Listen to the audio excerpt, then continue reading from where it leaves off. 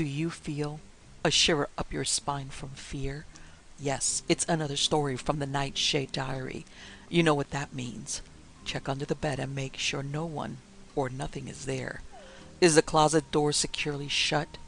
Then leave your disbelief behind. Amp up your imagination and hang on tight for another ride into terror and mystery. And like all good horror stories, just imagine it's a dark and stormy night. And remember, screaming like a little girl is permitted.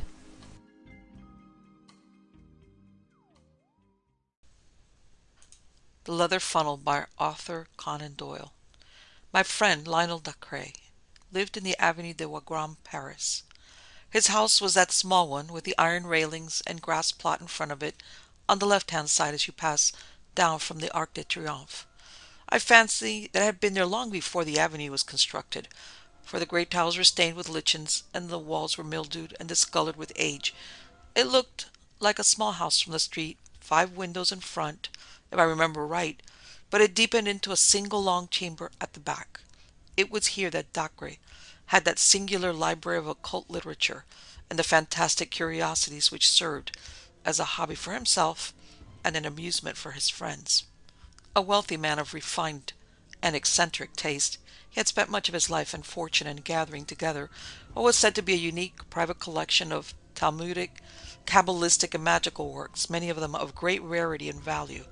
His taste leaned toward the marvelous and the monstrous, and I have heard that his experiments in the direction of the unknown have passed all the bounds of civilization and of decorum.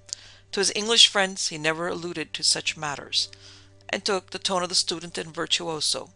But a Frenchman whose tastes were of the same nature has assured me that the worst excesses of the Black Mass have been perpetrated in that large and lofty hall, which is lined with the shelves of his books and the cases of his museum. Dacre's appearance was enough to show that his deep interest in these psychic matters was intellectual rather than spiritual. There was no trace of asceticism upon his heavy face, but there was much mental force in his huge dome-like skull, which curved upward from amongst his thinning locks, like a snow-peak above its fringe of fir trees. His knowledge was greater than his wisdom, and all his powers were far superior to his character. The small bright eyes, buried deeply in his fleshy face, twinkled with intelligence and an unabated curiosity of life. But they were the eyes of a sensualist and an egotist. Enough of the man, for he is dead now, poor devil, dead at the very time that he had made sure that he had at last discovered the elixir of life. It is not with his complex character that I have to deal, but with a very strange and inexplicable incident, which had its rise in my visit to him in the early spring of the year '82. I had known Dacre in England, for my researches in the Assyrian room of the British Museum had been conducted at the time when he was endeavoring to establish a mystic and esoteric meaning in the Babylonian tablets, and his community of interest had brought us together. Chance remarks had led to daily conversation, and that to something verging upon friendship. I had promised him that on my next visit to Paris I would call upon him. At the time when I was able to fulfill my compact, I was living in a cottage at Fontainebleau, and as the evening trains were inconvenient, he asked me to spend the night in his house. "I have only that one spare couch," said he, pointing to a broad sofa in his large salon. "I hope that you will manage to be comfortable there." It was a singular bedroom, with its high walls of brown volumes, but there could be no more agreeable furniture to a bookworm like myself, and there is no scent so pleasant to my nostrils as the faint subtle reek which comes from an ancient book. I assured him that I could desire no more charming chamber, and no more congenial surroundings. "If the fittings are neither convenient nor conventional, they are at least costly," said he, looking round at the shelves.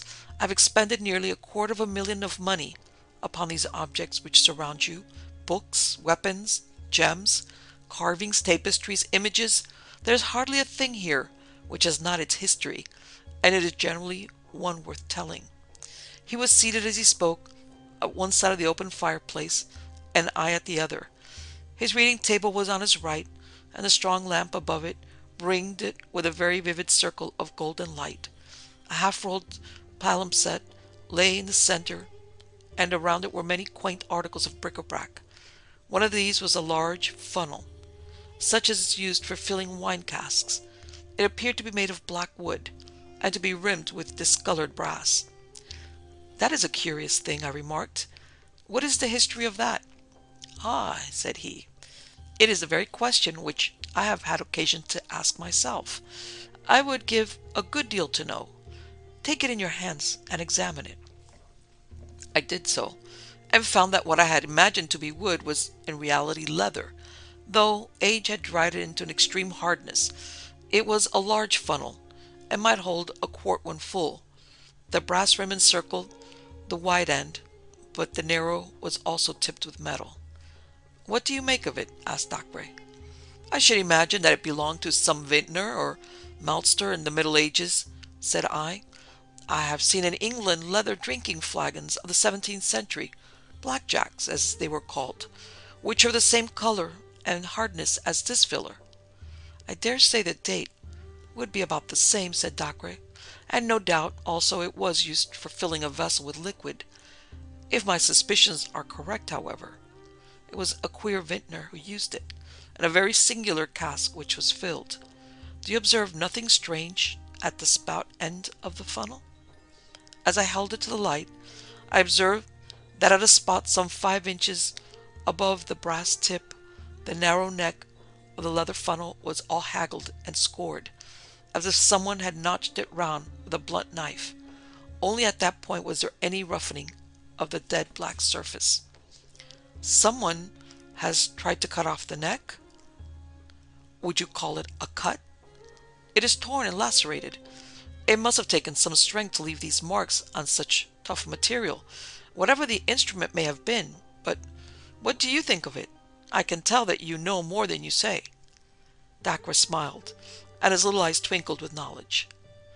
"Have you included the psychology of dreams among your learned studies?" he asked. I did not even know that there was such a psychology. "My dear sir, that shelf above the gem case is filled with volumes, from Albertus Magnus onward, which deal with no other subject. It is a science in itself, a science of charlatans. The charlatan is always the pioneer. From the astrologer came the astronomer, from the alchemist the chemist, from the mesmerist the experimental psychologist. The quack of yesterday is the professor of tomorrow. Even such subtle and elusive things as dreams will in time be reduced to systems and order. When that time comes, the researches of our friends on the bookshelf yonder will no longer be the amusement of the mystic, but the foundations of a science. Supposing that is so, what has the science of dreams to do with a large black brass-rimmed funnel? I will tell you. You know that I have an agent who is always on the lookout for rarities and curiosities for my collection. Some days ago he heard of a dealer upon one of the quays who had acquired some old rubbish found in a cupboard in an ancient house at the back of the Rue Mathurin in the Quartier Latin. The dining room of this old house is decorated with a coat of arms, chevrons, and bars, rouge upon a field agent, which prove upon inquiry to be the shield of Nicolas de la Reynie, a high official of King Louis XIV. There can be no doubt that the other articles in the cupboard date back to the early days of that king. The inference is, therefore, that they were all the property of this Nicolas de la Reynie, who was, as I understand, the gentleman specially concerned with the maintenance and execution of the draconic laws of that epoch. What then? I would ask you now to take the funnel into your hands once more and to examine the upper brass rim. Can you make out any lettering upon it? There were certainly some scratches upon it, almost obliterated by time. The general effect was of several letters, the last of which bore some resemblance to a B. You make it a B? Yes, I do. So do I. In fact, I have no doubt whatever that it is a B. But the nobleman you mention would have had R for his initial. Exactly. That's the beauty of it. He owned this curious object, and yet he had someone else's initials upon it. Why did he do this? I can't imagine, can you? Well, I might, perhaps, guess. Do you observe something drawn a little further along the rim? I should say it was a crown. It is undoubtedly a crown. But if you examine it in good light, you will convince yourself that it is not an ordinary crown. It is a heraldic crown, a badge of rank, and it consists of an alternation of 4 pearls and strawberry leaves, the proper badge of a marquis. We may infer, therefore, that the person whose initials end in B was entitled to wear that coronet. Then, this common leather filler belonged to a marquis? Dacre gave a peculiar smile. Or to some member of the family of a marquis, said he. So much we have clearly gathered from this engraved rim. But what has all this to do with dreams? I do not know whether it was from a look upon Dacre's face, or from some subtle suggestion in his manner, but a feeling of repulsion, of unreasoning horror, came upon me as I looked at the gnarled old lump of leather. I have more than once received important information through my dreams, said my companion, in the didactic manner which he loved to affect. I make it a rule now, when I am in doubt upon any material point, to place the article in question beside me as I sleep, and in hope for some enlightenment. The process does not appear to me to be very obscure, though it has not yet received the blessing of orthodox science. According to my theory, any object which has been intimately associated with any supreme paroxysm of human emotion, whether it be joy or pain, retain a certain atmosphere or association which it is capable of communicating to a sensitive mind. By a sensitive mind I do not mean an abnormal one, but such a trained and educated mind as you or I possess. You mean, for example, that if I slept beside that old sword upon the wall, I might dream of some bloody incident in which that very sword took part? An excellent example, for, as a matter of fact, that sword was used in that fashion by me, and I saw in my sleep the death of its owner, who perished in a brisk skirmish, which I have been unable to identify, but which occurred at the time of the wars of the Frondists. If you think of it, some of our popular observances show that the fact has already been recognized by our ancestors, although we in our wisdom have classed it among superstitions. For example, well, the placing of the bride's cake beneath the pillow in order that the sleeper may have pleasant dreams. That is one of several instances which you will find set forth in a small brochure which I myself am writing upon the subject. But to come back to the point, I slept one night with this funnel beside me, and I had a dream which certainly throws a curious light upon its use and origin. What did you dream? I dreamed. He paused, and an intent look of interest came over his massive face. By Jove, that's well thought of, said he. This really will be an exceedingly interesting experiment. You are yourself a psychic subject, with nerves which respond readily to any impression. I've never tested myself in that direction. Then we shall test you tonight.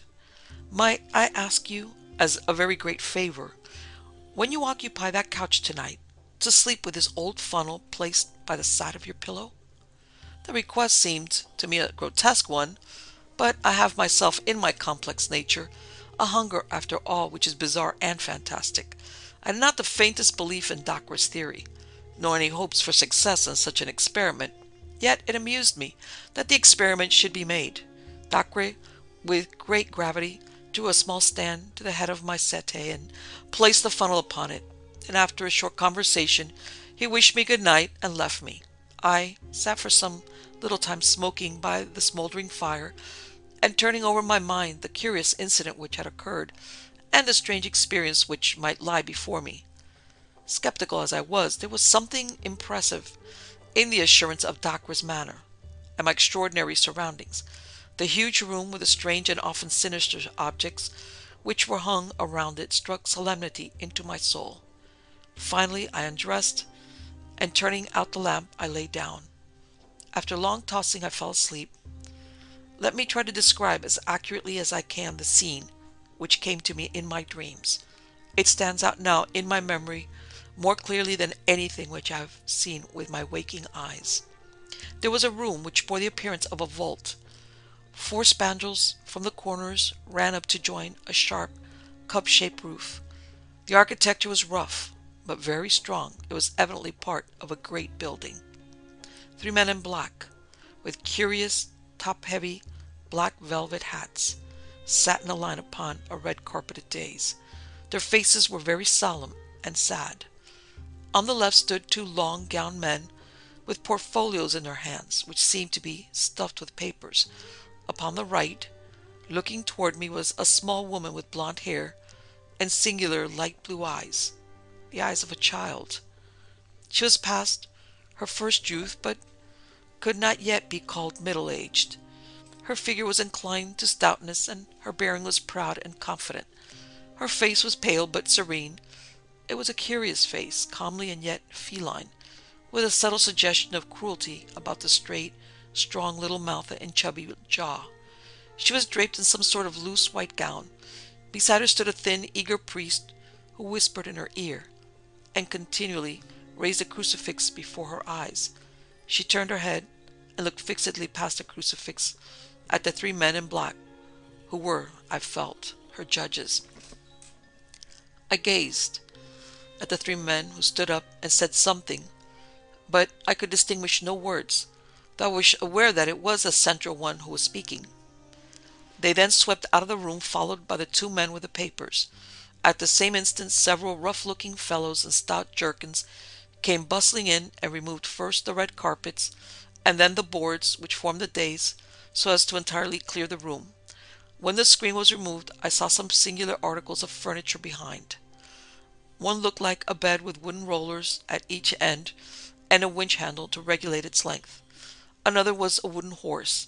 There were several other curious objects, and a number of swinging cords which played over pulleys. It was not unlike a modern gymnasium. When the room had been cleared, there appeared a new figure upon the scene. This was a tall, thin person, clad in black, with a gaunt and austere face. The aspect of the man made me shudder. His clothes were all shining with grease and mottled with stains. He bore himself with a slow and impressive dignity, as if he took command of all things from that instant of his entrance. In spite of his rude appearance and sordid dress, it was now his business, his room, his to command. He carried a coil of light ropes over his left forearm. The lady looked upon him and down with a searching glance, but her expression was unchanged. It was confident, even defiant, but it was very different with the priest.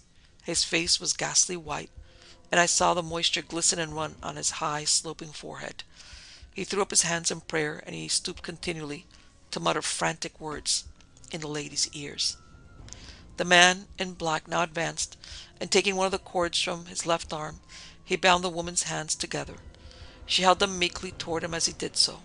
Then he took her arm with a rough grip and led her toward the wooden horse, which was little higher than her waist. Onto this she was lifted and laid with her back upon it, and her face to the ceiling, while the priest, quivering with horror, had rushed out of the room.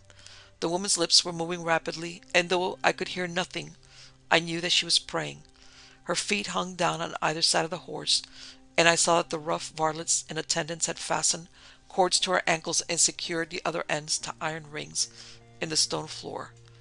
My heart sank within me as I saw these ominous preparations, and yet I was held by the fascination of horror, and I could not take my eyes from the strange spectacle.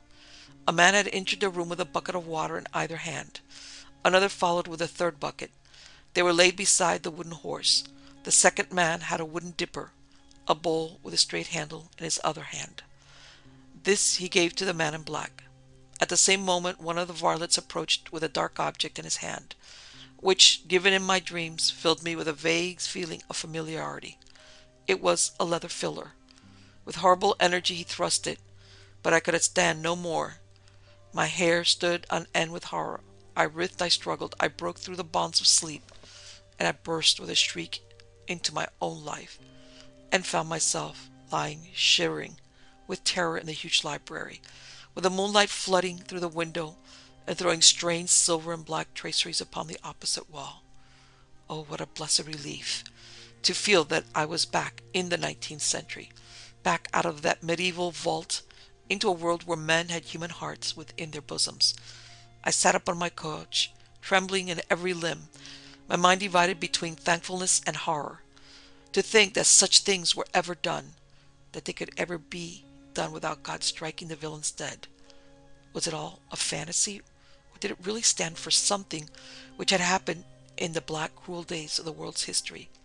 I sank my throbbing head upon my shaking hands, and then suddenly my heart seemed to stand still in my bosom, and I could not even scream, so great was my terror. Something was advancing towards me through the darkness of the room. It is a horror coming upon a horror which breaks a man's spirit. I could not reason, I could not pray. I could only sit like a frozen image and glare at the dark figure which was coming down the great room. And then it moved out into the white lane of moonlight, and I breathed once more. It was Dacre, and his face showed that he was as frightened as myself. "Was that you? For God's sake, what's the matter?" he asked in a husky voice. "Oh, Dacre, I am glad to see you. I have been down into hell. It was dreadful." "Then it was you who screamed?" "I dare say it was. It rang through the house. The servants are all terrified." He struck a match and lit the lamp. "I think we may get the fire to burn up again," he added, throwing some logs upon the embers. "Good God, my dear chap, how white you are! You look as if you had seen a ghost." "So I have. Several ghosts." "The leather funnel has acted, then?" "I wouldn't sleep near the infernal thing again for all the money you could offer me." Dacre chuckled. "I expected that you would have a lively night of it," said he. "You took it out of me in return, for that scream of yours wasn't a very pleasant sound at 2 in the morning. I suppose from what you say that you have seen the whole dreadful business." "What dreadful business?" "The torture of the water. The extraordinary question, as it was called in the genial days of Le Roi Soleil. Did you stand it out to the end?" "No, thank God. I woke before it really began." "Ah, it is just as well for you. I held out till the 3rd bucket. Well, it is an old story, and they are all in their graves now anyhow. So what does it matter how they got there? I suppose that you have no idea what it was that you have seen." "The torture of some criminal? She must have been a terrible malefactor indeed, if her crimes are in proportion to her penalty." "Well, we have that small consolation," said Dacre, wrapping his dressing gown round him and crouching closer to the fire. "They were in proportion to her penalty. That is to say, if I'm correct, in the lady's identity." "How could you possibly know her identity?" For answer, Dacre took down an old vellum-covered volume from the shelf. "Just listen to this," said he. "It is in the French of the 17th century, but I will give a rough translation as I go. You will judge for yourself whether I have solved the riddle or not. The prisoner was brought before the Grand Chambers in Tournelles of Parliament, sitting as a court of justice, charged with the murder of Master Dreux d'Aubray, her father, and of her 2 brothers, Monsieur d'Aubray, one being civil lieutenant, and the other councillor of Parliament. In person it seemed hard to believe that she had really done such wicked deeds, for she was of a mild appearance and of short stature, with a fair skin and blue eyes. Yet the court, having found her guilty, condemned her to the ordinary and to the extraordinary question in order that she might be forced to name her accomplices, after which she should be carried in a cart to the Place de Grève, there to have her head cut off, her body being afterward burnt and her ashes scattered to the winds. The date of this entry is July 16, 1676. "It is interesting," said I, "but not convincing. How do you prove the 2 women to be the same?" "I am coming to that. The narrative goes on to tell of the woman's behavior when questioned. When the executioner approached her, she recognized him by the cords which he held in his hands, and she at once held out her hands to him, looking at him from head to foot without uttering a word. How's that?" Yes, it was so. She gazed without wincing upon the wooden horse and rings which had twisted so many limbs and caused so many shrieks of agony. When her eyes fell upon the 3 pails of water, which were all ready for her, she said with a smile, "All that water must have been brought here for the purpose of drowning me, monsieur. You have no idea, I trust, of making a person of my small stature swallow it all. Shall I read the details of the torture?" "No, for heaven's sake, don't." "Here is a sentence which must surely show you that what is here recorded is the very scene which you have gazed upon tonight. The good Abbé Pirot, unable to contemplate the agonies which were suffered by his penitent, had hurried from the room. Does that convince you? It does entirely. There can be no question that it is indeed the same event. But who, then, is this lady whose appearance was so attractive and whose end was so horrible? For answer, Dacre came across to me and placed the small lamp upon the table which stood at my bed. Lifting up the ill-omened filler, he turned the brass rim so that the light fell full upon it. Seen in this way, the engraving seemed clearer than on the night before. "We have already agreed that this is the badge of a marquis or of a marquise," said he. "We have also settled that the last letter is B?" "It is undoubtedly so. I now suggest to you that the other letter from left to right are MM, a small d, A, small d, and then the final B." "Yes, I am sure that you are right. I can make out the two small d's quite plainly." "What I have read to you tonight," said Dacre, "is the official record of the trial of Marie Madeleine d'Aubray, Marquise de Brinvilliers, one of the most famous poisoners and murderers of all time." I sat in silence, overwhelmed at the extraordinary nature of the incident, and at the completeness of the proof with which Dacre had exposed its real meaning. In a vague way I remembered some details of the woman's career, her unbridled debauchery, the cold-hearted and protracted torture of her sick father, the murder of her brothers for motives of petty gain. I recollected also that the bravery of her end had done something to atone for the horror of her life, and that all Paris had sympathized with her last moments, and blessed her as a martyr within a few days of the time when they had cursed her as a murderess. One objection, and one only, occurred to my mind. How came her initials and her badge of rank upon the filler? Surely they did not carry their medieval homage to the nobility to the point of decorating instruments of torture with their titles.